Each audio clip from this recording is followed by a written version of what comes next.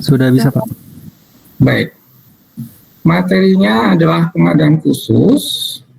Kemudian materi pengadaan khusus ini terdiri atas 5 topik. Nah, 5 topik inilah yang kita akan bahas satu persatu.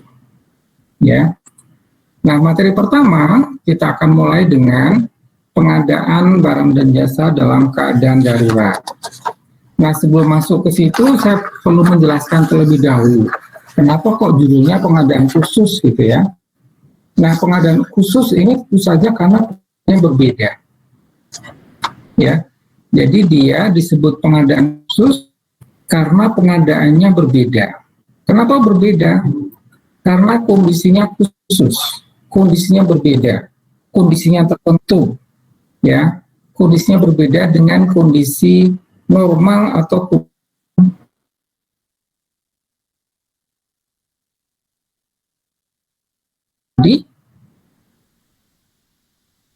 bukan ke dalam 5 kategori. Adalah mengenai penanganan keadaan. Kita akan mulai slide-nya untuk pengadaan darurat ya.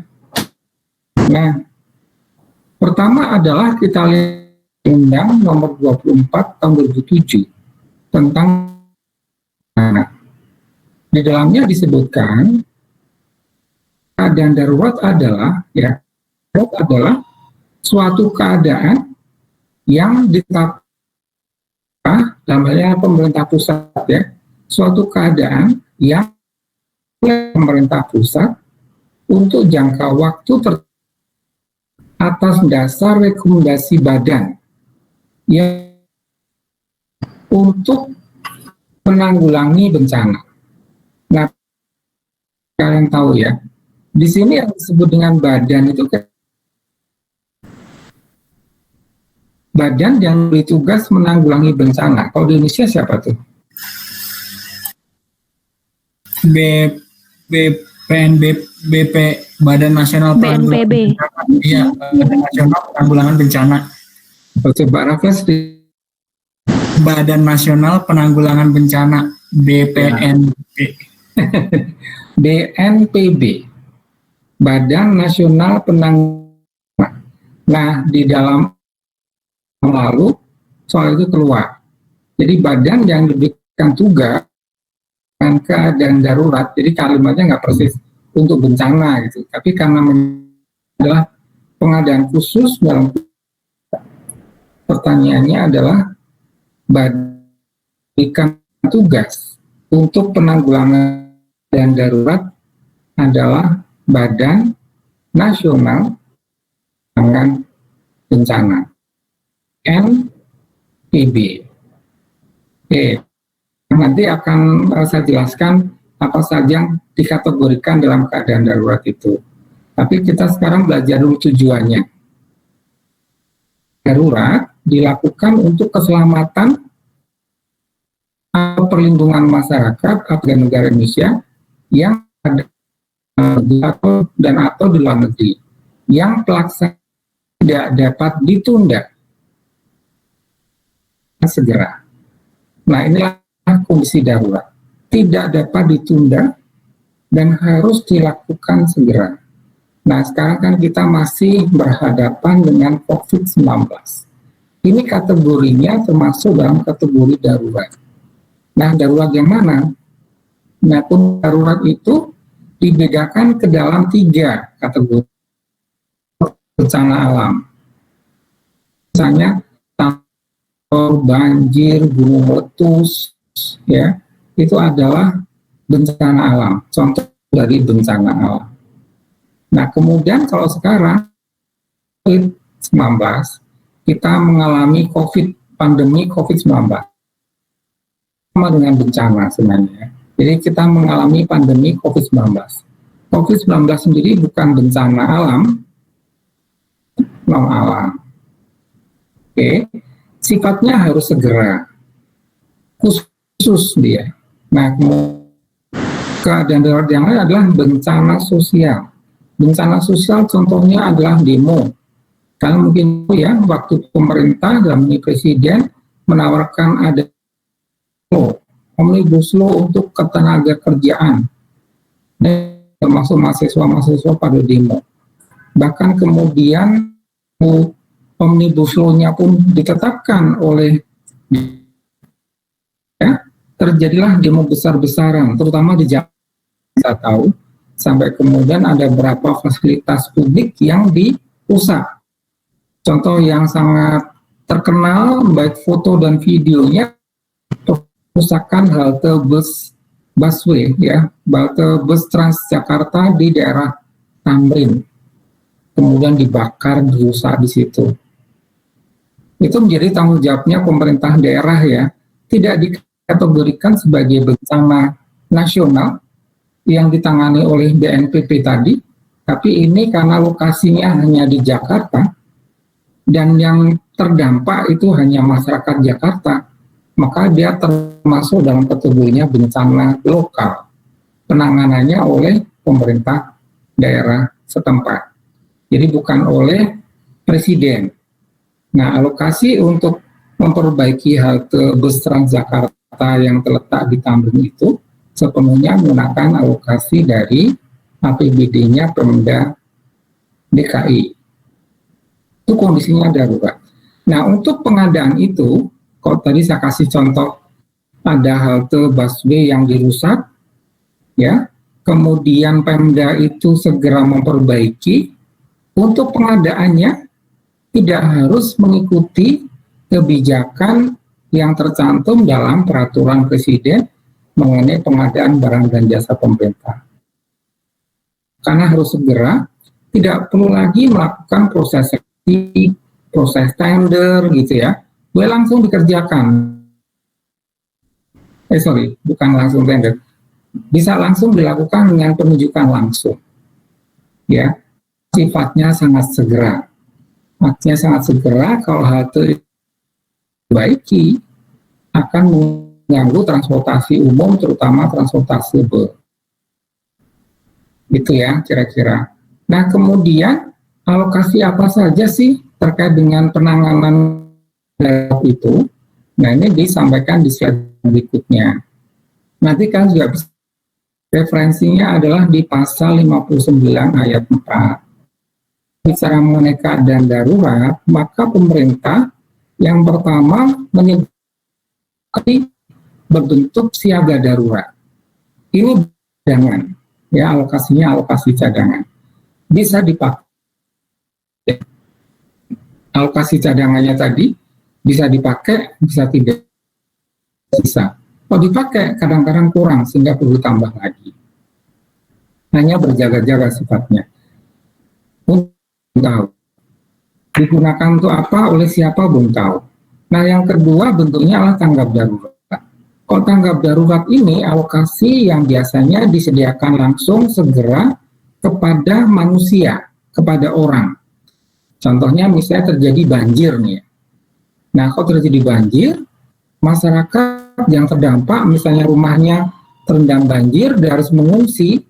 Nah, kepada pengungsi diberikan makanan, minuman, selimut, gitu ya. Itu adalah bagian dari tanggap darurat. Yang menyediakan siapa? Pemerintah. Kalau dia itu kategorinya bencananya bencana nasional, maka pemerintahnya bisa terdiri dari beberapa kementerian lembaga. Bisa dari BNPB yang tadi, bisa juga dari Kementerian Sosial, bisa dari Kementerian Kesehatan, ya.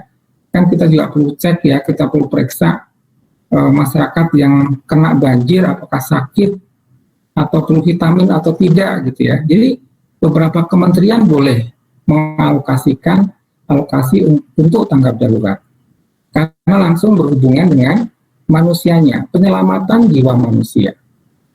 Nah, transisi darurat ke pemulihan, di situ disebutkan alokasinya adalah alokasi untuk rehabilitasi bencana yang boleh penggunaan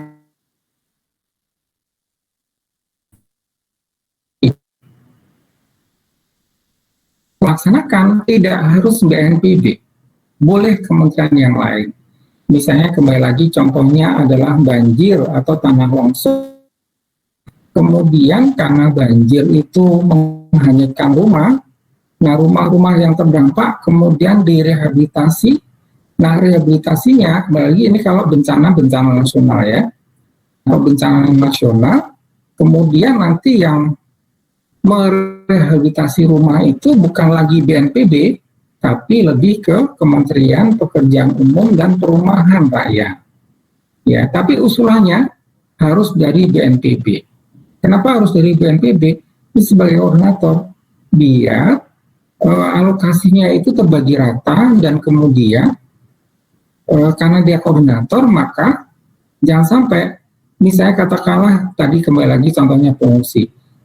Tempat pengungsiannya itu ada berapa titik misalnya. Jangan sampai ada yang dapat bagiannya berulang-ulang sampai berlebih, atau sebaliknya jangan sampai ada lokasi tempat mengungsi tapi tidak mendapat bantuan sama sekali. Begitu ya. Jadi kemudian ini dikoordinasikan oleh Badan Nasional Penanggulangan Bencana kalau bencananya nasional. Kalau bencananya bencana lokal, maka itu sudah pasti harus menjadi tanggung jawab dari Pemda masing-masing. Gitu ya. Nah, terus karena sifatnya khusus nih, dia boleh berbeda.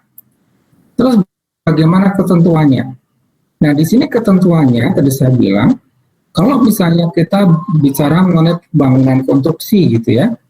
Nah, pembangunan konstruksi kalau secara kondisinya reguler atau normal harus melakukan tender kalau nilainya besar, ya kan? Harus dilakukan tender. Tapi karena ini kan kebutuhannya darurat, masyarakat yang kehilangan rumah karena tanah longsor atau banjir dan kemudian mengungsi dan membutuhkan tempat tinggal baik permanen maupun sementara, itu kan harus segera dibangun. Nah, pembangunannya oleh siapa?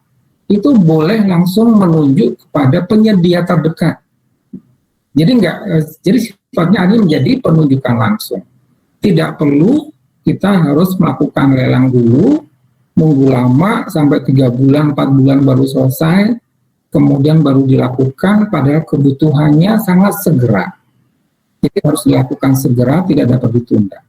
Nah, itulah makanya untuk keadaan darurat ini, khususnya karena bencana, baik bencana alam maupun bencana non-alam maupun bencana sosial, ini mengadakannya secara khusus. Artinya boleh berbeda dengan yang sudah diatur dalam Perpres pengadaan barang dan jasa secara normal. Oke, ini adalah topik yang pertama, bahwa pengadaan khusus berlaku untuk kegiatan-kegiatan dalam rangka penanganan ada darurat. Sampai di sini dulu, apakah ada yang mau bertanya? Kita punya 5 topik, jadi ini baru topik yang pertama. Barangkali ada yang mau bertanya mengenai keadaan darurat. Izin bertanya, Pak? Ya, silakan. Terkait bencana yang baru ini terjadi, Pak, yang kecelakaan pesawat. Oh ya. Apakah itu bisa dikategorikan sebagai keadaan darurat, Pak? Maksudnya bencana darurat yang masuk kategori pelaksanaan operasi pencarian dan pertolongan? Ya, terima kasih, Hafiz. Betul, ini termasuk dalam kategori bencana. Kok tadi misalnya kamu apakah termasuk dalam kategori penyelamatan segala macam gitu ya? Ya, ini adalah termasuk dalam kondisi darurat dan kemudian kan sudah dilaporkan ke Presiden dan Presiden sudah memberikan instruksi. Kecelakaan pesawat Sriwijaya Air kemarin itu dianggap sebagai bencana nasional. Jadi artinya yang menanggulangi, yang mengeluarkan alokasi anggaran, yang membantu para korban, termasuk keluarga korban, itu adalah pemerintah pusat, bukan pemerintah daerah. Ya, ini bukan pemerintah daerah, tapi pemerintah pusat. Nah, kenapa kok ini termasuk kategorinya bencana nasional ya, bukan bencana daerah? Ini karena pesawat itu melintas antar provinsi. Dari pesawat itu dari Jakarta ke Pontianak. Dia sudah lintas provinsi. Meskipun kemudian kejadiannya masih di sekitar Kepulauan Seribu, tapi ini bukan berarti kemudian dia menjadi tanggung jawabnya Pemda DKI, bukan ya, karena sebagian warganya kan bukan hanya warga Pemda DKI, warganya bisa bermacam-macam asalnya. Kemudian karena sudah dilaporkan ke Presiden, dan Presiden sudah memberikan instruksi, maka ini termasuk kategori bencana, bukan bencana alam juga sih ya, tapi ini termasuk kategorinya bencana non alam. Ya, kita belum tahu ya apakah itu nanti kategorinya ada kesalahan manusia atau karena cuaca gitu ya. Kemudian terjadi kerusakan mesin atau apapun, kehilangan kontak atau apapun gitu ya. Ini termasuk kategorinya bencana non alam, bukan alam yang jelas ya. Dan kemudian sudah dikategorikan sebagai bencana nasional, sehingga kemudian ditangani oleh pemerintah pusat, gitu ya, Chris ya. Kemudian kalau kalian ikutin berita kan, untuk para korban akan mendapatkan asuransi masing-masing sekitar 1 miliar gitu ya. Itu tanggung jawabnya pemerintah pusat. Oke. Ada lagi mau bertanya? Izin bertanya Pak, saya masih bingung membedakan itu bisa disebut sebagai bencana nasional sama bencana lokal. Misalnya kayak meletusnya Gunung Merapi itu kan yang terdampak itu kan 2 provinsi, Yogyakarta sama Jawa Tengah. Lah itu tuh bisa dianggap bencana nasional apa tetap dia dianggap bencana lokal Pak? Oke, kembali lagi kita berangkat dari definisi. Dia dianggap sebagai bencana nasional kalau itu ditetapkan oleh pemerintah, berarti ditetapkan oleh Presiden. Nah, kemudian Presiden waktu menetapkan itu sebagai bencana nasional atas rekomendasi dari BNPB. Berarti nanti BNPB itu akan terlibat langsung di situ. Kau kan tahu, pada saat pencarian pesawat Sriwijaya Air kan juga BNPB masuk ke situ. Angkatan Laut masuk ke situ. Itu semua bagian dari pemerintah pusat. Nah, kalau kemudian ada gunung meletus misalnya. Nah, gunung meletus ada yang dikategorikan sebagai bencana nasional, ada juga yang dikategorikan hanya sebagai bencana lokal. Nah, dari mana sih ini ya? Kita melihat kepada dampaknya. Dampaknya meskipun tadi kamu bilang itu kan melewati 2 provinsi, tapi kita menghitung dari seberapa besar dampaknya dan seberapa besar dampak terhadap jiwa manusia dan alokasi yang dibutuhkan untuk menangani bencana itu. Kalau misalnya alokasi untuk menangani bencana itu katakanlah masih mampu ditanggulangi oleh Pemda yang bersangkutan, biasanya kita dianggap itu sebagai bencana lokal saja. Ya, jadi kalau dikategorikan sebagai bencana nasional, kalau saya balik, itu dampaknya luar biasa besar. Membuat daerah yang terkena bencana itu ekonominya lumpuh. Nah, karena ekonominya lumpuh, pemerintah pusatlah yang wajib membantu. Jadi karena lumpuh, Pemda pun dianggap juga mengalami kelumpuhan ekonomi itu. Ya, kira-kira begitu. Tapi kalau kemudian Pemdanya masih bisa membantu, masih bisa mandiri untuk menyelesaikan hal itu, dan dampak terhadap kerugian negara atau kerugian daerah tidak besar, kemudian korban nyawa juga tidak besar, itu dikategorikan sebagai bencana lokal. Kembali lagi, besar atau kecilnya, yang menentukan adalah rekomendasi dari BNPB. Ya. Baik Pak, terima kasih Pak. Ya. Satu lagi kalau ada yang mau bertanya, sebelum saya lanjut, barangkali masih ada yang mau bertanya. Izin bertanya Pak. Ya, silakan Rosu. Ini Pak, izin bertanya mengenai pelaku proses pengadaan PBJ dalam keadaan darurat. Kan PPK menunjuk langsung penyedia terdekat. Berarti pelaku pengadaan PBJ yang terlibat itu hanya KPA, PPK, dan penyedia saja Pak? Atau gimana ya, kayak Pokja gitu, berarti dia nggak terlibat dalam pengadaan ini? Kembali gini, ini kan kondisinya darurat ya. Apapun itu, sebenarnya gini, untuk kalian semua, apapun itu, nanti pelaksanaan pengadaan itu yang melakukan adalah pejabat pembuat komitmen. Selalu pejabat pembuat komitmen sebenarnya. Apakah dia sendiri atau kelompok, tetap janjian dengan pihak penyedia itu selalu pejabat pembuat komitmen. Nah, karena dia khusus, dia berbeda dengan kondisi normalnya itu yang harusnya ke kuasa pengguna anggaran, misalnya. PPK itu hanya boleh sekian rupiah, gitu ya. Nah, ini kondisinya darurat nih. Kalau PPK itu levelnya biasanya level teknis, level lebih di bawah. Kalau kuasa pengguna anggaran itu biasanya levelnya level pejabat. Gitu. Nah, karena kita bicara mengenai bahwa darurat itu harus segera, yang lebih tahu kondisi itu biasanya level teknis ya, bukan level atas, maka yang melakukan adalah PPK. Tapi tentu saja bahwa PPK nanti harus tanggung jawab kepada KPA. Tetap saja dari sisi struktur itu lengkap. Cuma kan ini yang ditunjukkan di sini bahwa ada langkah-langkah yang bisa dilampaui. Kok harusnya dari A ke B ke C nggak melalui A atau B lah, gitu kira-kira. Jadi di sini yang melakukan penunjukan langsung PPK. Kenapa? Karena dia langsung tanda tangan sendiri. Kalau kondisi normal, PPK ngajuin dulu proposal ke KPA. Nanti KPA setuju, KPA tanda tangan, turun ke PPK. PPK kemudian baru mencari penyedia. Itu proses atau birokrasinya menjadi lebih lama.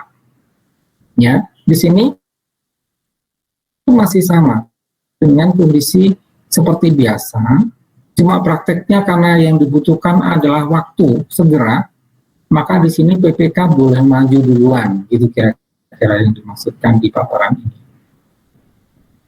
Gitu ya. Baik Pak, terima kasih. Ya, sama-sama. Sekarang saya akan lanjutkan ke topik yang kedua.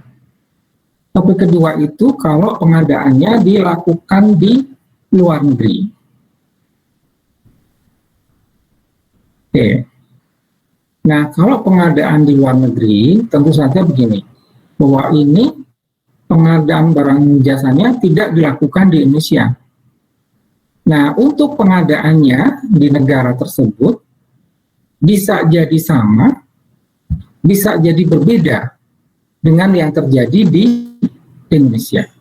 Nah, saya mau bertanya dulu nih, kalau misalnya ada kementerian lembaga yang akan, ya, dengerin kalimat saya, ada kementerian lembaga yang akan melakukan pengadaan barang atau jasa, berarti sudah merencanakan kegiatan barang atau jasa di luar negeri.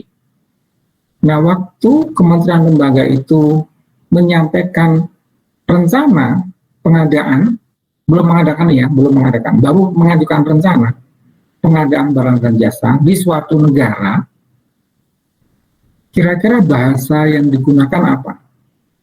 Apakah bahasa Indonesia? Ataukah bahasa Inggris? Ataukah bahasa daerah tersebut, bahasa di negara tersebut? Kira-kira menurut kalian apa bahasa yang digunakan? Izin menjawab Pak, kayaknya Inggris sama Indonesia, tapi kalau apa sih menimbulkan beda penafsiran yang diambil yang bahasa Indonesianya. Oke, ini sorry siapa yang menjawab di sini nggak kelihatan di gambar saya. Nomor berapa tadi? Absen 27 Syana Pak. Oke, jadi bahasa Indonesia dan bahasa Inggris ya? Iya Pak. Oke. Ada pendapat yang beda? Jadi kalau ada kementerian lembaga, atau sekarang saya spesifik nih ya, misalnya Kementerian Agama itu berencana akan melakukan kembali, membuka kembali kegiatan. Nah, waktu Kemenak itu mengusulkan rencana mengadakan program atau kegiatan naik haji, nah usulannya itu dalam bentuk bahasa apa? Itu pertanyaan saya. Apakah bahasa Indonesia, ataukah bahasa Inggris, atau bahasa Arab?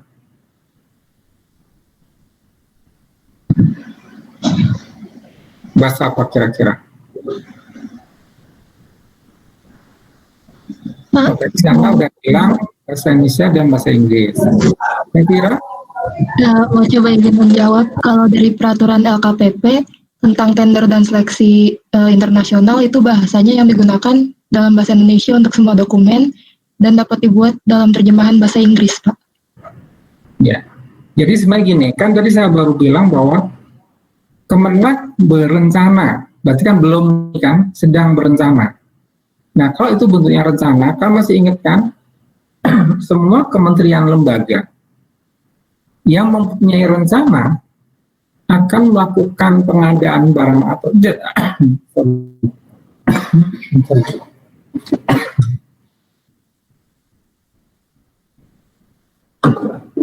kementerian lembaga yang berencana melakukan pengadaan barang atau jasa, maka yang pertama kali dilakukan adalah dia harus menyampaikan rencana pengadaannya itu di sirupnya LKPP. Nah, sirupnya LKPP itu harus dalam bahasa Indonesia. Saya ngomong ini baru rencana, oke? Dan kemudian setelah rencananya itu disetujui, alokasinya sudah disetujui, kemudian dia mulai proses melakukan katakanlah tender atau lelang gitu ya, atau seleksi, barulah di situ nanti bahasanya boleh bukan bahasa Indonesia saja, boleh bahasanya sesuai dengan bahasa di mana penyedianya itu berada. Tapi memang secara normal biasanya bahasa Indonesia dan bahasa Inggris. Ya, kalau ini pertanyaan saya, kalau baru rencana saja itu harus hanya boleh dalam bahasa Indonesia saja, tidak boleh bahasa yang lain, agar kita tidak memiliki penafsiran yang berbeda, gitu ya. Nah, setelah nanti kemudian sudah diproses, bolehlah dia menggunakan bahasa yang lain, gitu. Oke.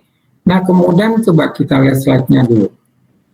Kalau misalnya sudah ada ketentuan untuk angka sekian itu harus melakukan lelang atau tender, atau misalnya untuk konsultan itu harus melakukan seleksi, gitu ya.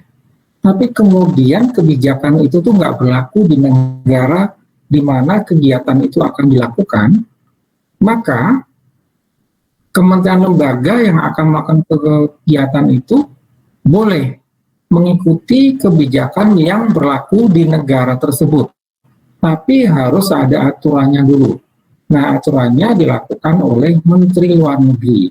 Ini sebagai perwakilan dari Presiden, karena Menteri ini kan sebagai pembantu Presiden. Maka apabila ada kebijakan yang berbeda, kan ini peraturan Presiden, ya, Presiden yang berlaku untuk pengadaan barang jasa di Indonesia. Kalau kemudian pengadaan barang dan jasa di negara lain berbeda, maka kebijakan pengadaan barang dan jasa di luar negeri tersebut harus kita gunakan dan diatur oleh Menteri Luar Negeri. Contohnya tadi yang saya kasih contoh, Kementerian Agama itu akan melakukan kegiatan ibadah haji. Nah, untuk kegiatan ibadah haji, maka yang pertama nih untuk di lokasinya di Mekah gitu kan, di Arab Saudi ya. Nah, kemudian kan butuh adanya penginapan untuk masyarakat Indonesia yang melakukan ibadah haji. Kemudian ada pengadaan makanan dan minuman, ya. Nah, kalau kondisinya seperti itu, kalau itu kegiatannya di Indonesia, kalian sudah tahu juga kan, kalau nilai sekian rupiah itu kan ada persyaratannya ya.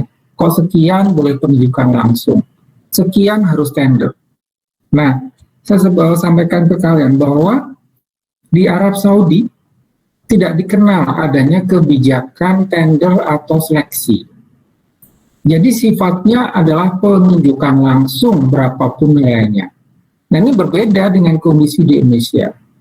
Jadi artinya kalau misalnya Kementerian Agama akan melakukan program ibadah haji dan sudah banyak masyarakat Indonesia yang mendaftar, untuk pengadaannya, pengadaan hotel, catering, dan semacam, cukup dengan melakukan penunjukan. Tidak perlu ada seleksi, tidak perlu ada tender. Mana berbeda. Nah, karena berbeda, agar pengadaan itu bisa dilakukan dan diakui, dan nanti begitu diaudit oleh BPK pun diakui, maka kebijakan mengenai ibadah program naik haji tersebut harus dibuatkan aturannya. Aturannya yang membuat adalah Menteri Luar Negeri berdasarkan masukan atau usulan dari Kementerian Agama. Ingat sekali lagi bahwa Menteri Luar Negeri ini mewakili Presiden di luar negeri. Sehingga dari peraturan Presiden mengenai pengadaan barang dan jasa tersebut dibuat lebih khusus, untuk hal yang khusus dibuat oleh Menteri Luar Negeri. Ya, itu contohnya bahwa untuk pengadaan barang di luar negeri itu pun bersifat khusus. Pengadaannya khusus karena tidak semua negara memiliki mekanisme atau tata cara pengadaan barang atau jasa yang sama dengan yang ada di Indonesia. Oke, itu topik yang kedua ya, pengadaan di luar negeri. Ada yang mau mendalami atau bertanya mengenai pengadaan khusus untuk barang dan jasa di luar negeri?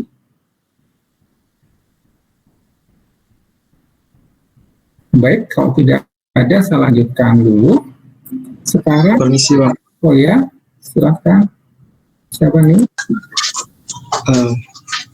Ahdan Pak, izin bertanya Pak, terkait tadi ketentuan PBJ di luar negeri, itu biasanya bersifat ketetapan atau peraturan dari negara luar negerinya Pak? Misalkan peraturan yang itu berlaku untuk semua KL yang akan melakukan pengadaan di negara tersebut, atau perlu ketetapan terkait dengan KL tersebut di negara tersebut. Misalkan, ya seperti itu Pak. Baik. Nah, kembali gini, ini kan judulnya pengadaan khusus ya. Jadi nanti yang diatur juga hal-hal yang khusus. Tapi hal-hal khusus itu begitu diatur oleh Menteri Luar Negeri berlaku untuk seluruh kementerian lembaga yang melakukan hal tersebut. Kalau tadi contoh saya kan hanya mengenai ibadah naik haji, tentu saja melakukan hanya Kementerian Agama. Ya. Nah, sekarang kalau saya kasih contoh lagi, katakanlah misalnya kita bicara mengenai Menteri Keuangan itu, Presiden itu memiliki duta besar namanya ya. Nah, duta besar. Okay.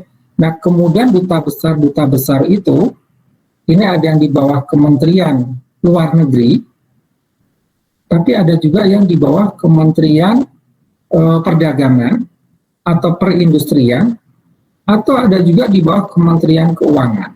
Jadi misalnya katakanlah kalau kita bicara atase ekonomi, itu tidak semuanya berasal dari pegawai Kementerian Luar Negeri. Ada yang berasal dari bea cukainya Kementerian Keuangan. Nah, kemudian kalau kita bicara mengenai kantor-kantornya, mereka punya kantor di luar negeri ya. Tadi duta besar, atase, itu dia punya kantor di luar negeri.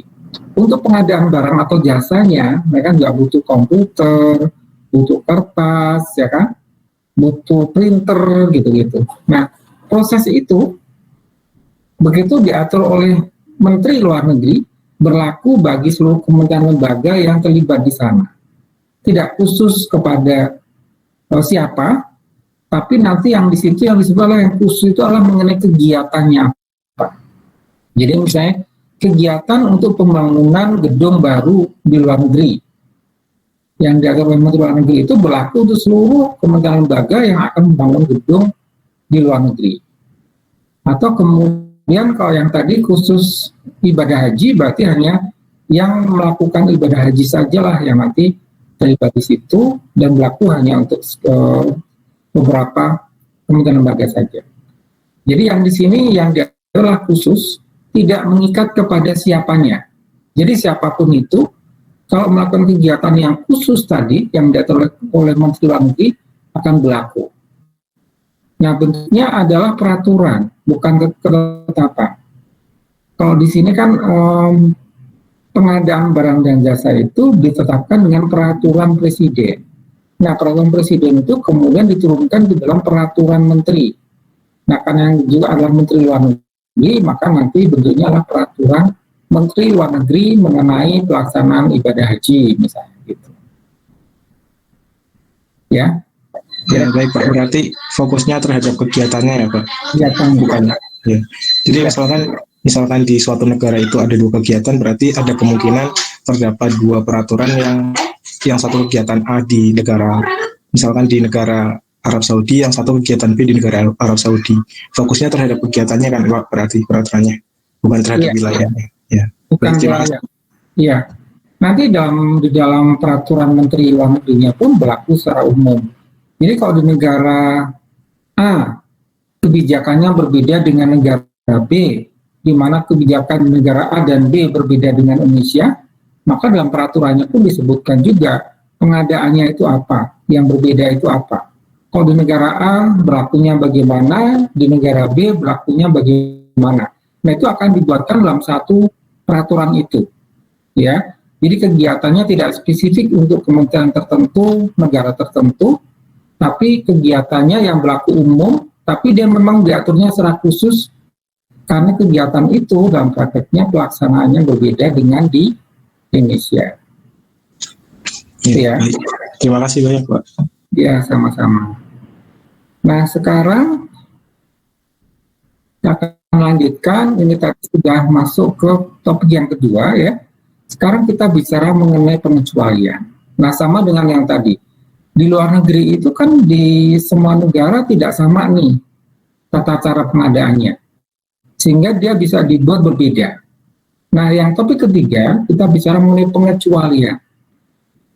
Bahwa sekarang kalau kita bicara kementerian negara dan lembaga, kemudian masing-masing memiliki satuan kerja, masing-masing memiliki program kegiatan sendiri-sendiri yang mungkin berbeda.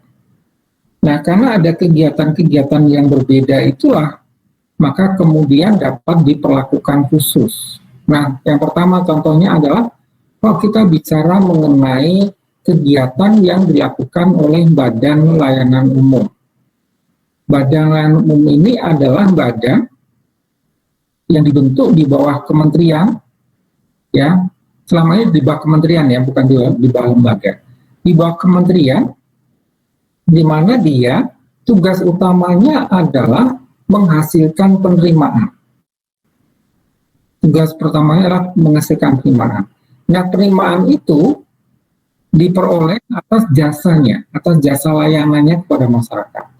Contohnya misalnya adalah Badan Layanan Usaha Rumah Sakit.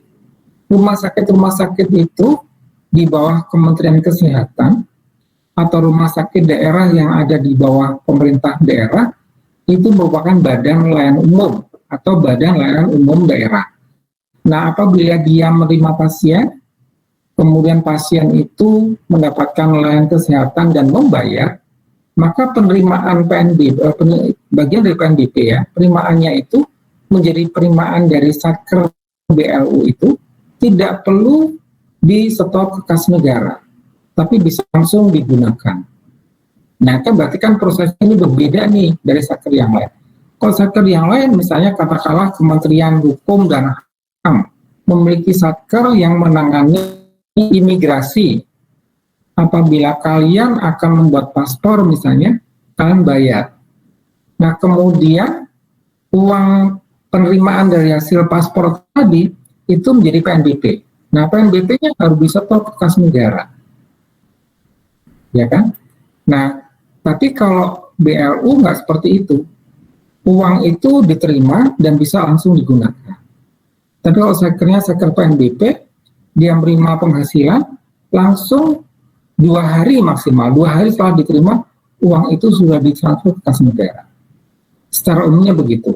Nah, ini karena ada perbedaan perlakuan, ya secara umum perlakuannya adalah bahwa apabila dia menerima uang, langsung disetor, sedangkan BLU itu karena layanan sifatnya, begitu uangnya diterima bisa langsung digunakan.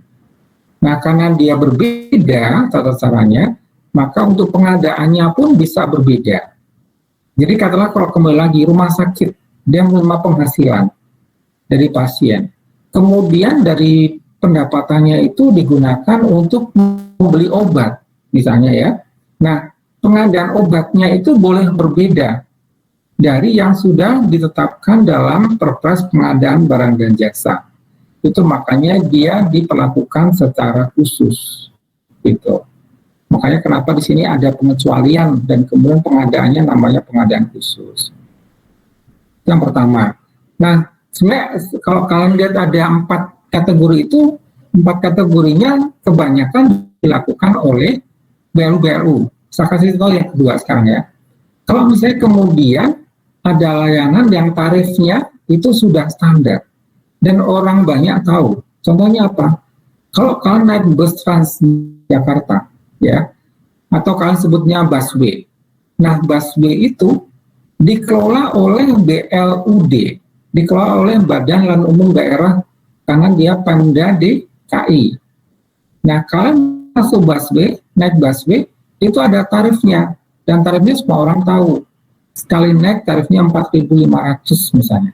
Nah, karena ini tarifnya tertentu, dan memang dalam praktiknya ini dikelola oleh Badan Layanan Umum Daerah, maka dia pun juga begitu menerima pendapatannya itu tidak harus disetor ke kas negara dulu atau kas daerah, tapi bisa dilakukan atau digunakan untuk meningkatkan pelayanannya. Contoh yang di awal tadi ada demo bencana sosial ya, kemudian halte busway-nya itu dirusak, dibakar.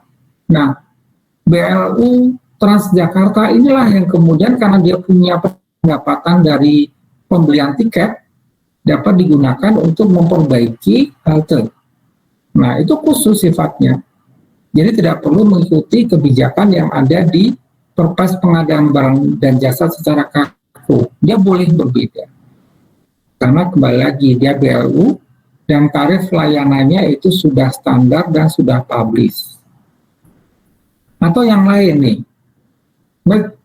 Sama-sama ini ada kaitannya. Dilaksanakan sesuai dengan praktek bisnis yang sudah mapan. Apa sih contohnya bisnis yang sudah mapan itu? Contohnya hotel. Kalau kalian menyewa hotel, ya, atau ya, berarti kan mengadakan nih jasa hotel. Itu pun tuh jasa hotel itu pun sudah standar kan, kalian tahu juga. Mungkin kalau itu nggak dipublikasi ya, karena masing-masing hotel punya kebijakan sendiri. Tetapi tata cara bagaimana kita menyewa hotel kan tahu. Bahwa praktek bisnis yang mapan itu adalah bahwa kalau namanya check-in itu adalah minimal jam 12. Dan nanti masuknya jam 1-an. Nah, kemudian namanya check-out itu jam 12.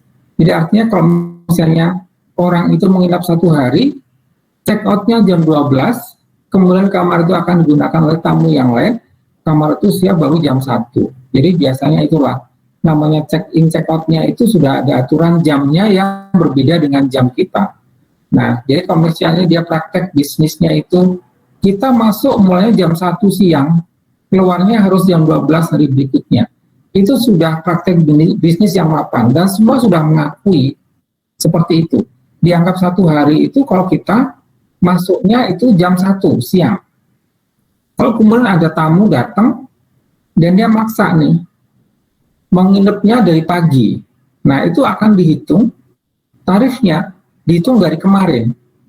Karena dia menghitungnya adalah dari jam 12 kemarin sampai dengan jam 1 ini di mana dia, jam 13 kemarin sampai dengan jam 12 hari ini dia berarti sudah masuk. Artinya kalau dia maksa masuk kamar sebelum jam 1 siang di hari itu, dianggapnya sudah menyewa dari hari kemarin. Itu aturan sudah baku. Jadi artinya konsumen ataupun pengunjung atau tamu yang mau menginap di hotel, aturannya harus mengikuti aturan di hotel yang berbeda. Yang sudah mapan memang begitu. Berlaku secara nasional, secara internasional, ya, itu pun berbeda. Jadi di sini kenapa khusus? Karena kan kalau kita bilang hari kerja dari pagi sampai sore. Nah, kalau hotel, kita nyewa hotel enggak. Itu dari siang ke siang hari berikutnya. Hitungannya 24 jam, tapi dari siang hari ini ke siang hari berikutnya. Nah, itu kemudian pengadaannya pun bisa dikecualikan. Ya, kalau kita bilang kita mengadakan jasa hotel ya, itu sudah sifatnya sudah pasti. Atau kemudian ada kegiatan-kegiatan yang pelaksanaannya itu diatur dalam peraturan tersendiri. Misalnya, pemerintah melakukan kegiatan Pekan Olahraga Nasional atau Asian Games. Nah, kan tahu bahwa pada saat pemerintah itu menjadi tuan rumah Asian Games, pemerintah membentuk panitia. Panitianya itu kemudian ditetapkan oleh presiden. Nah, karena ditetapkan oleh presiden, ya, kalian tahu bahwa waktu pemerintah melakukan pelaksanaan Asian Games, ketua panitianya adalah Pak Erik yang sekarang jadi Menteri BUMN. Ya, waktu itu beliau jadi panitia. Beliau memang dari swasta jadi panitia untuk pelaksanaan Asian Games, mendapatkan gaji selama bekerja. Nah, diaturnya dengan perpres, ya, ditetapkan oleh presiden.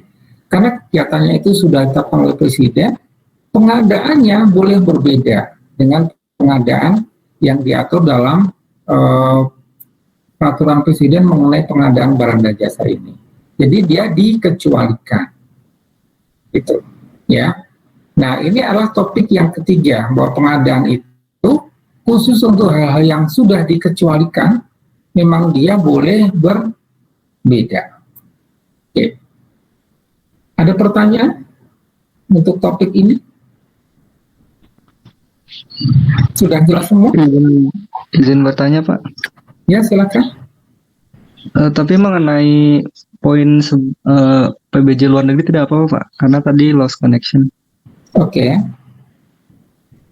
Tadi kan untuk PBJ di luar negeri itu baik PA, PPK ataupun pejabat pengadaannya itu kan dari dalam negeri ya, Pak, dari Indonesia. Nah, itu apakah ada kemungkinan untuk memberikan tugas kepada PA, PPK di luar negeri, Pak, seperti KBRI misalnya? Iya, gini. KPA, PPK yang mengadakan atau menggunakan, mungkin gampangnya gini, bahwa semua ini kan kita bicara mengenai pengadaan yang menggunakan alokasi dari APBN atau dari APBD. Kemudian kalau kita bicara mengenai pengadaan di luar negeri tadi, menggunakan alokasi APBN, nah APBN itu yang hanya boleh menggunakan adalah pemerintah Indonesia, baik yang ada di dalam maupun yang ada di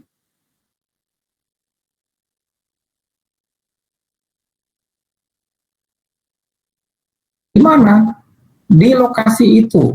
Kalau kita bicara mengenai Kemenak ya, Kemenak yang melakukan ibadah haji tadi, dia pun sebenarnya punya kantor perwakilan di Mekah. Jadi ada pegawai-pegawai Kementerian Agama di Indonesia yang ditempatkannya di Mekah. Kemudian pengadaannya dilakukannya di sana oleh orang Indonesia yang bekerja di luar negeri. Atau bisa juga pejabatnya itu memang ada di Indonesia, tapi tentu saja dia berkoordinasi dengan orang Indonesia nih, yang bekerja di luar negeri.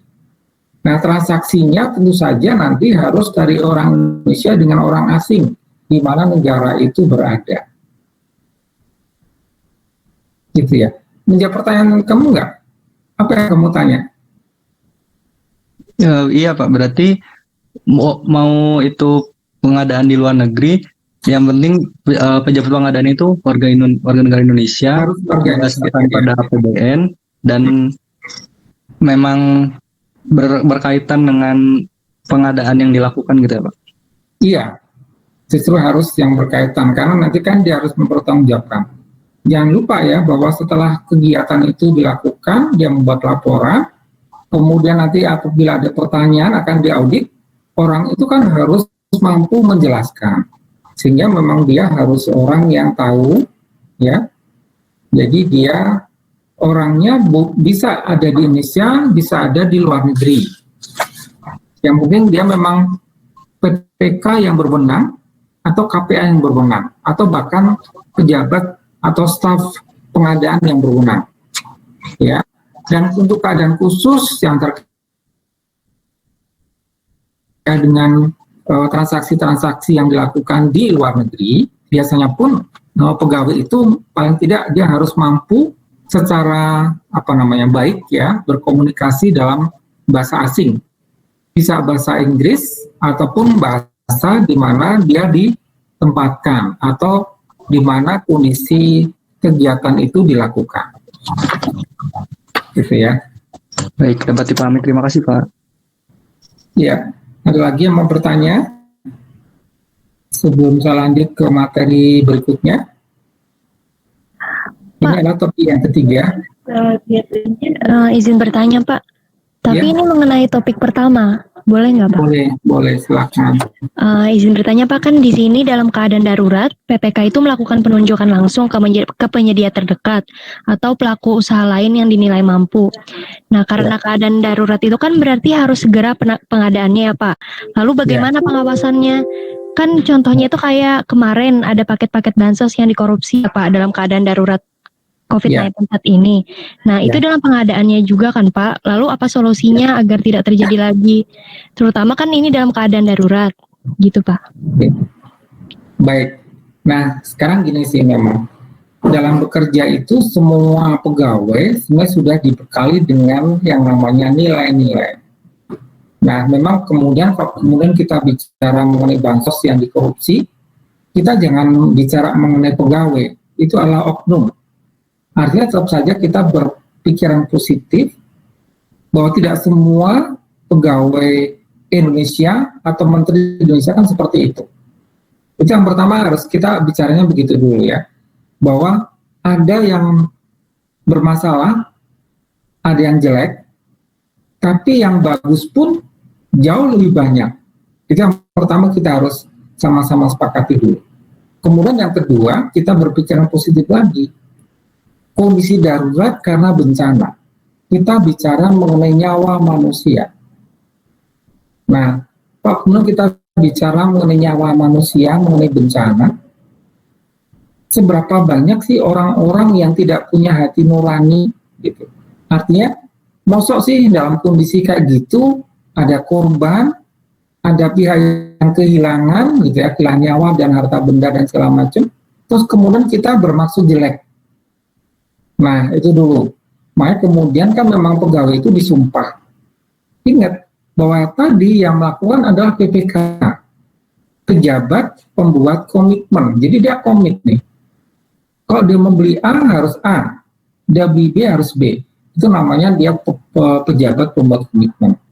Jadi artinya kalau kemudian kita dari awal sudah curiga, mungkin juga penanganan bencana itu akan jadi masalah juga buat kita semua ya. Jadi gini, mungkin saja sih bahwa untuk hal-hal tertentu ada oknum-oknum, dalam hal ini adalah berarti PPK yang bermasalah. PPK yang mengambil kesempatan bahwa ini ada kondisi darurat, ada orang yang tertimpa bencana, terus kita memanfaatkan, kita memperkaya diri sendiri. Sedikit atau banyak kita memperkaya diri sendiri, gitu ya. Nah, pengawasannya bagaimana sih? Nah, kalau pengawasan untuk keadaan darurat itu sebenarnya justru lebih riskan ya, karena kan tadi kebutuhannya sangat segera. Sangat segera gimana sih? Kalau misalnya kemudian presiden itu sudah dilaporkan, ini ada pesawat yang lost contact, kemudian dicari-cari kelihatannya daerahnya adalah di daerah Kepulauan Seribu gitu ya. Nah, untuk ke sana kita perlu kapal, kita mengirimkan orang, pasukan. Nah, apa yang dibutuhkan di situ? Apakah orang dikirimkan ke sana itu dengan tangan kosong? Kan tidak. Ada peralatannya, ada alat untuk menyelam, ada kapal. Nah, kapal itu apa yang dibutuhkan? Ada BBM-nya, gitu kan? Gampangnya gitu ya. Nah, waktu pemerintah itu mengirimkan kapal ke sana dengan armada dan personelnya, itu kan harusnya lengkap dong. Kan dia dari malam sampai pagi. Jadi artinya pertama kapalnya harus diisi dengan BBM. Nah, BBM-nya itu mengisinya di mana? Mengisi ke penyedia terdekat. Langsung di situ kan langsung kelihatan. Ada kwitansinya kan, kita membelinya berapa liter, itu kan ada kwitansinya. Apakah kemudian akan dikorupsi misalnya? harganya berapa jadi berapa, itu langsung dilaporkan pada saat itu, kan kondisinya darurat. Jadi waktu ditanya oleh atasan, gimana kapalnya sudah siap jalan, BB-nya sudah penuh, sudah Pak, gitu. Tadi diisi berapa liter, harganya berapa, nah dia harus menjawab dengan baik dan buktinya ada, gitu. Jadi pengawasan untuk yang kalau sekarang kita bicara lebih spesifik ya mengenai kondisi kemarin, mengenai kejadian jatuhnya pesawat Sriwijaya kemarin. Itu langsung kelihatan kan tanggung jawabnya. Pemeriksaannya langsung kelihatan. Jadi betul-betul dicek bahwa kapal itu sekarang BBM-nya penuh. Sudah diisi penuh gitu. Nah, itu dulu yang pertama. Dan kemudian dari sisi itu kan kita lihat kalau BBM kapal ini mereka pasti sudah pengalaman lah ya. Atau kan mungkin sudah tahu juga kalau yang naik motor ya. Motor itu tangkinya isinya berapa liter kan tahu ya. Sama aja. Nah kalau kemudian kapal itu kalau diisi penuh berapa liter gitu kan tahu.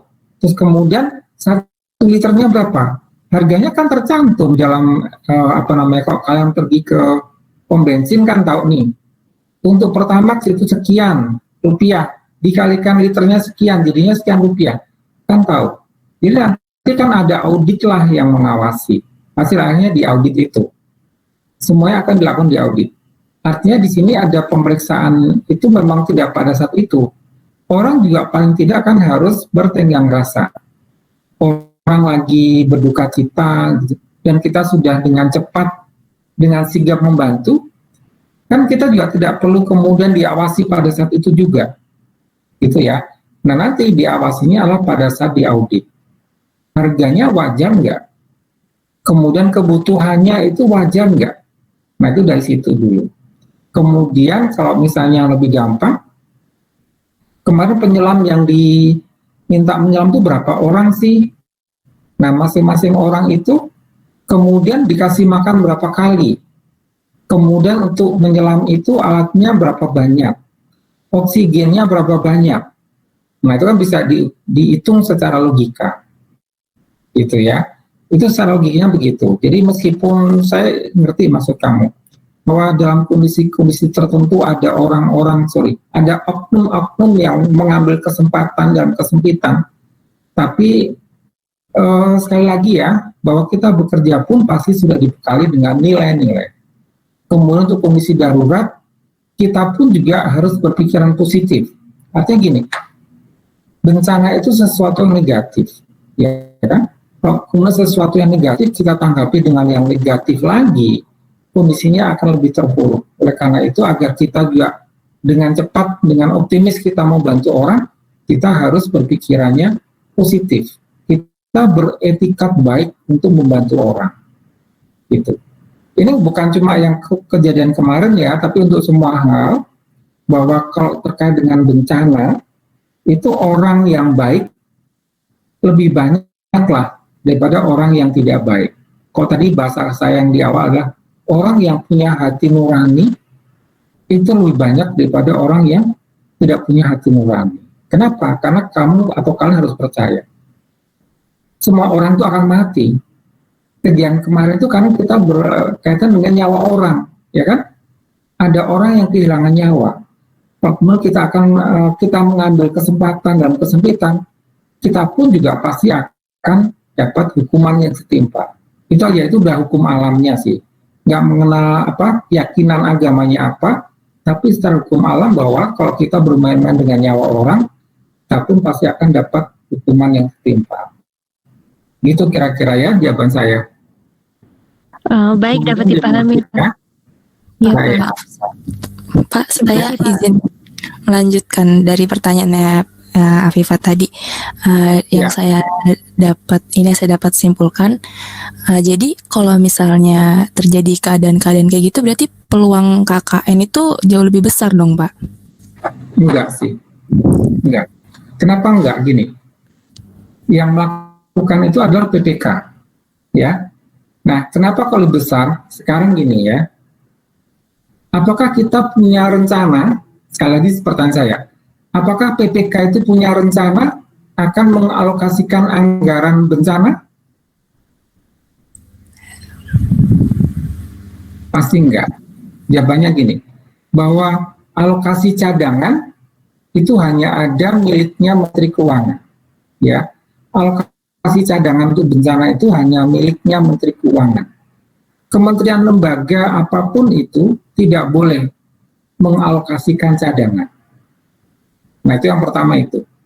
Nah, oleh karena itu apabila kemudian terjadi bencana, maka langkah pertamanya ada dia menggunakan uangnya dulu untuk menalangi. Dan kemudian dia minta ganti ke Menteri Keuangan. Ini kan prosesnya cepat segera. Nah, karena dia menalangi, sekarang saya balik lagi nih. Orang itu biasanya sudah punya rencana. Terus rencananya gagal. Atau rencana terhambat karena ada kejadian yang tidak terduga. Sehingga dia harus menyisihkan alokasi yang dia punya. Nah, secara psikologis, orang itu akan menyisihkan itu dengan sangat berhati-hati. Ya kan? Tidak kemudian, wah ini mumpung lagi ada bencana nih, duitnya diambil-ambil banyak dong.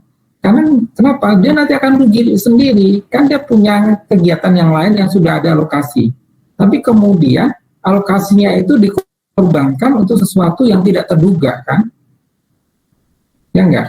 Nah, sebenarnya kebalikan gini, kalau dia sudah direncanakan dari awal, kemungkinan KKN-nya itu jauh lebih besar. Tapi kalau ini kejadiannya tidak terduga, kita kan kemudian nggak mikir kan, mungkin ada juga sih orang yang berpikiran, wah ini mumpung ada bencana, ayo kita korupsi yuk, gitu. Paham ya maksud saya?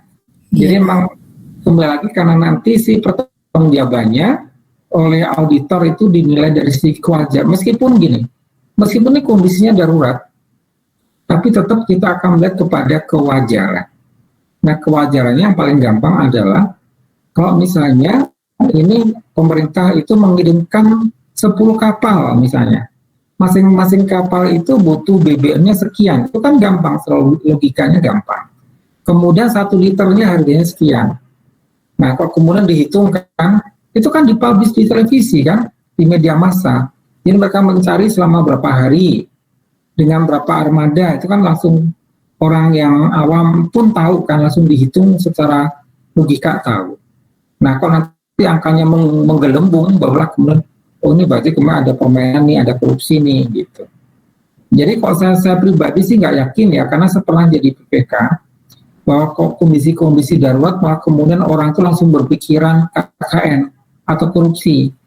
Justru kalau misalnya kita mau KKN dengan siapa, kan kita menurutnya tuh langsung segera tiba-tiba kan. Dan di situ kata-kata adalah penyedia terdekat. Kalau kita kenal orang, kita dekat dengan orang, tapi lokasinya jauh, kan kita nggak boleh pilih. Gitu, ya. Jadi Devi mudah-mudahan mengerti ya. Iya, Pak, saya ya. Pak. Iya, paling sih boleh kritis ya, boleh kritis, malah harus menurut saya. Tapi karena kita bicaranya mengenai pengadaan khusus, kemudian jangan di apa namanya ya, image-nya itu jangan kemudian karena khusus kemudian bisa dibelok-belokkan, bukan begitu maksudnya ya. Ini keadaannya khusus, boleh berbeda. Tapi kemudian kalau boleh berbeda tadi, sepanjang ada aturan yang memperbolehkan, ya boleh. Tapi kalau ada aturan yang tidak memperbolehkan, ya nggak boleh. Gitu. Ya, oke, ya. Melanjutkan pertanyaan Devi tadi, Pak, kan dana darurat itu hanya ada di dana cadangan Kemenkyu, Pak. Itu waktu adanya pemangkasan anggaran karena realokasi anggaran untuk penanganan COVID-19 itu itu nggak Pak terpengaruh apa tidak? Ya, sekarang saya tanya balik ke Afifah. Waktu pemerintah itu melakukan kebijakan penghematan, apa sih tujuan penghematan itu? Untuk penanganan. Iya, itu penanganan COVID kan? Iya. COVID. Jadi ini adalah cadangannya justru bertambah. Nanti kalian coba lihat ya, pemerintah itu tahun lalu mengeluarkan peraturan Menteri Keuangan 187. Atau saya bercerita gini, bahwa di dalam Undang-Undang APBN tahun 2020 yang awal, pemerintah itu menetapkan defisit kita itu 2%, ya, 2%. Terus kemudian karena ada penanganan COVID, muncullah Perpu, kan tahu ya ada Perpu. Nah, di situ defisitnya ditetapkan sekitar 6%. Nah, kenapa 6%? Karena COVID itu berdampak pada perekonomian, ada lockdown, ada PSBB, ya kan? Orang nggak boleh keluar rumah, diminta di rumah saja, ekonominya langsung drop, pajaknya langsung turun, PNBP-nya turun, ya kan? Nah, pendapatannya turun. Di satu sisi pendapatannya turun, di sisi lain belanjanya meningkat. Pemerintah yang tadinya tidak bermaksud memberikan bantuan. Orang-orang yang dulunya bekerja jadi pengangguran, kemudian dibantulah uang bulanannya selama 6 bulan. Belanjanya meningkat. Orang-orang yang tadinya sehat menjadi pasien COVID. Biaya rumah sakitnya membengkak.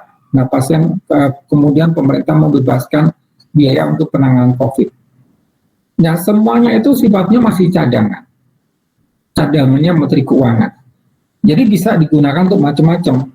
Cadangannya nggak cuma untuk penanganan COVID, tapi juga kalau kalian dengar untuk pemulihan ekonomi nasional.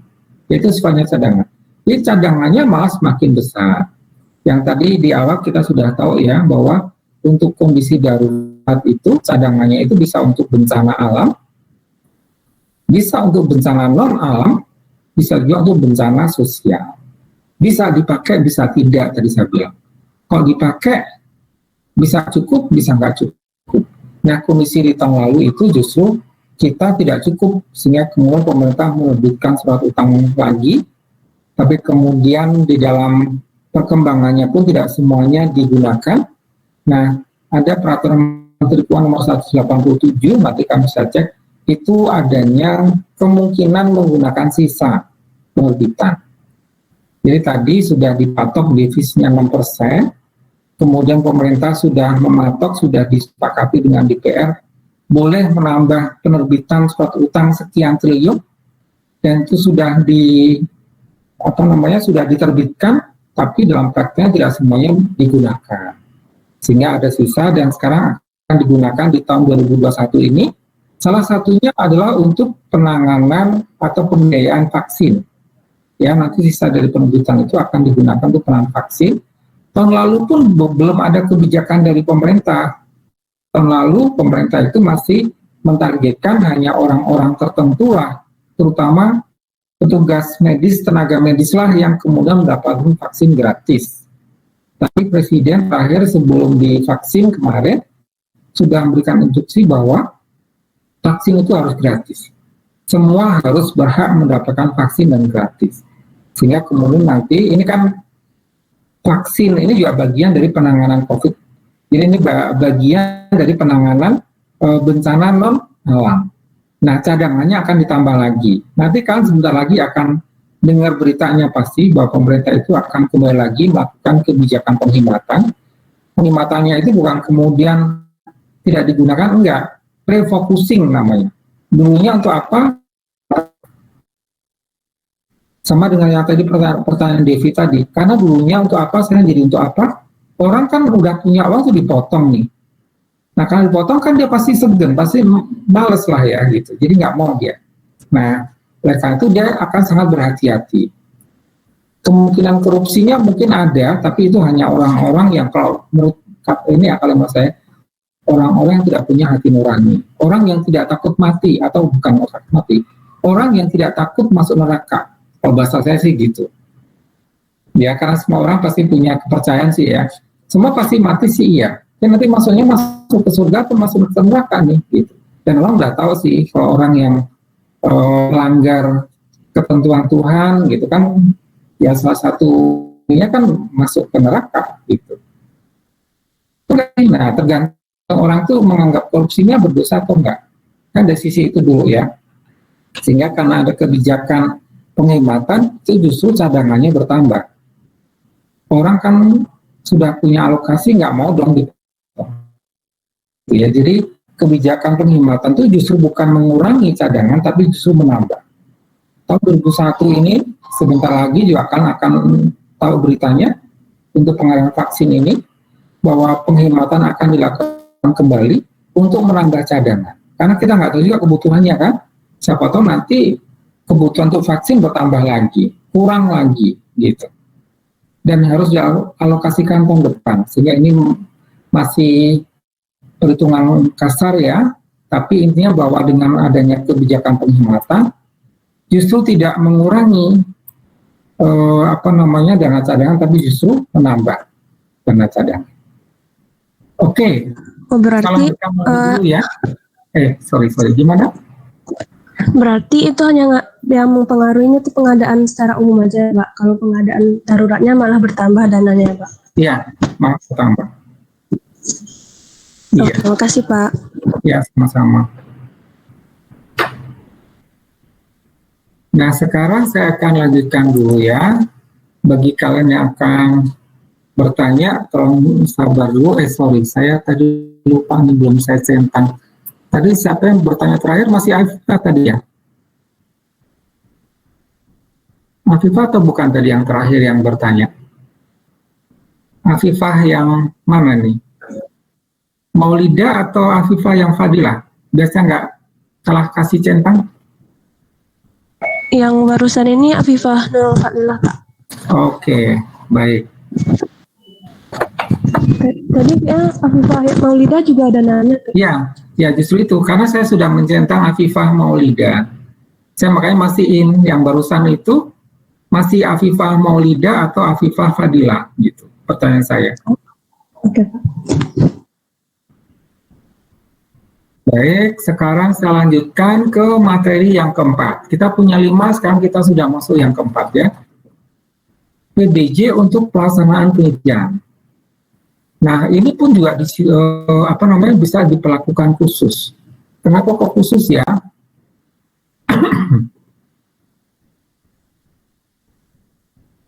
Nah, ini dulu ya, bahwa terkait dengan penelitian itu, pengguna anggaran atau kuasa pengguna anggaran pada kementerian atau lembaga atau perangkat daerah sebagai penyelenggara penelitian memiliki kewenangan. Yang pertama adalah menetapkan rencana strategis. Rencana strategis itu dalam 5 tahun ya, rencana strategis penelitian yang mengacu pada arah pengembangan penelitian nasional. Yang kedua, menetapkan program penelitian tahunan, kalau tadi 5 tahunan, yang B ini yang tahunan, yang mengacu pada resra penelitian dan atau untuk mendukung perumusan dan penyusunan kebijakan pembangunan nasional. Kemudian yang ketiga, melakukan penjaminan mutu pelaksanaan penelitian. Saya bacakan dulu ini ya, konsepnya nanti saya jelaskan. Terus kemudian, pelaksanaan penelitian antara lain individu, kumpulan individu meliputi pegawai aparatur sipil negara atau non-pegawai aparatur sipil negara. Kemudian pelaksanaannya juga bisa dilakukan oleh kementerian atau lembaga atau perangkat daerah atau oleh perguruan tinggi atau oleh ormas atau badan usaha. Nah, ini dia. Kalau sekarang kita bicara mengenai kenapa kok penelitian itu bisa diperlakukan secara khusus gitu ya. Nah, kalau kita bicara mengenai pengadaan jasa konsultan, kalau kemudian kita bicara bahwa penelitian itu dilakukan bukan swaklola tapi dengan penyedia, dia kan harus melalui proses seleksi. Ini jasa konsultannya, ya. Nah, seleksinya itu seleksi terhadap proposal penelitian. Kemudian bisa juga nanti ditetapkan oleh penyelenggara penelitian untuk penelitian yang bersifat khusus. Nah, sekarang saya jelaskan dulu kenapa dia khusus. Kemarin pemerintah itu awalnya hanya berencana mengadakan vaksin itu hanya sebagian. Jadi hanya orang-orang tertentulah yang mendapatkan vaksin secara gratis. Selebihnya, orang-orang yang dianggap sehat, orang-orang yang dianggap mampu, nantinya diminta untuk melakukan vaksin itu mandiri. Jadi mereka harus membeli sendiri, membayar sendiri. gitu kira-kira ya. Nah, tapi kemudian pemerintah, presiden maksud saya dalam ini menginstruksikan bahwa vaksin itu harus gratis. Yang pertama itu. Kemudian instruksi yang kedua, kenapa kok kita tidak membuat sendiri? Kenapa kita harus impor? Nah, dari tahun lalu sebenarnya pemerintah dalam ini adalah Kementerian Ristek itu sudah melakukan riset untuk menciptakan atau menghasilkan vaksin sendiri, bekerja sama dengan perguruan tinggi, termasuk dengan Kementerian Kesehatan dan juga Badan POM, Badan Pengawasan Obat dan Makanan, untuk menghasilkan vaksin sendiri. Ada yang tahu namanya vaksin apa untuk si presiden? Vaksin yang diimpor sekarang apa namanya? Kalian tahu nggak? Ngikutin berita nggak? Sinovac, Pfizer. Oke, kalau yang kemarin disuntikan ke presiden kemarin, apa namanya? Sinovac. Oke. Nah, terus presiden berikan instruksi, vaksin itu harus gratis. Terus kemudian kita harus bisa membuat vaksin sendiri. Nah, vaksinnya apa namanya? Instruksi presiden kita harus membuat vaksinnya vaksin merah putih, Pak. Ya, vaksin merah putih. Ya. Nah, vaksin merah putih itulah yang kemudian dibuat harus dengan melalui proses penelitian. Oke. Nah, ini kan sesuatu yang khusus kan, sesuatu yang baru, yang belum pernah terjadi. Oleh karena itu, kita kan di sini terus kemudian tidak bisa langsung wah kita lakukan seleksi dulu nih.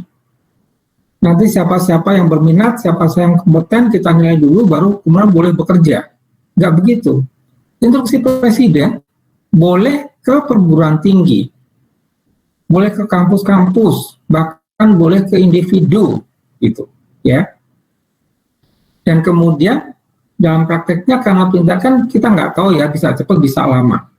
Sehingga ini sudah diinstruksikan presiden boleh dilakukan lintas tahun.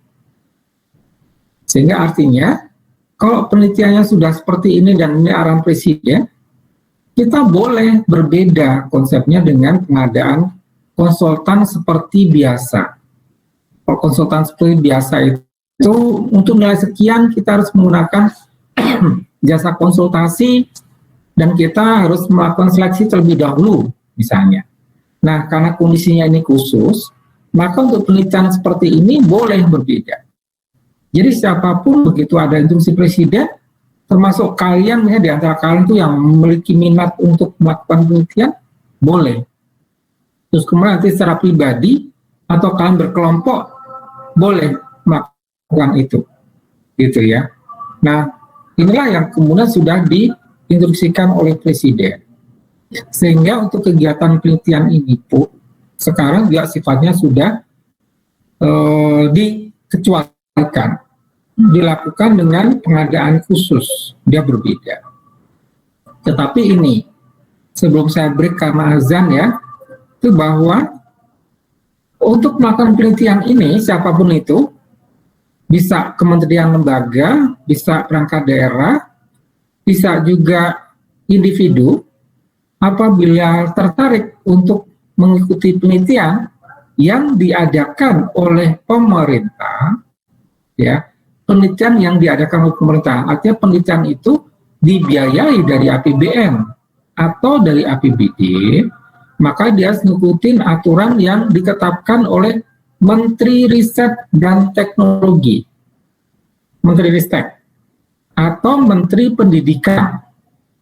Nah, dari sini kan udah tahu ya, kenapa dia khusus. Karena ketentuannya tidak diatur oleh LKPP. Pengadaan itu diatur oleh LKPP secara umum. Tapi untuk penelitian, yang mengatur bukan LKPP, tapi yang mengatur adalah Menteri Riset dan Teknologi dan Menteri Pendidikan. Gitu. Ya. Oke, mungkin kalian dengar juga ya suara azan kan ya. Jadi saya break dulu sambil menunggu azan. Nanti 15 menit kemudian saya akan melanjutkan lagi. Ya. Jadi silakan break dulu. Kemudian kita lanjutkan jam 15.45 ya. Bagi kalian yang mau istirahat dulu silakan, atau misalnya memang jam ibadahnya berbarengan, sekarang juga azan.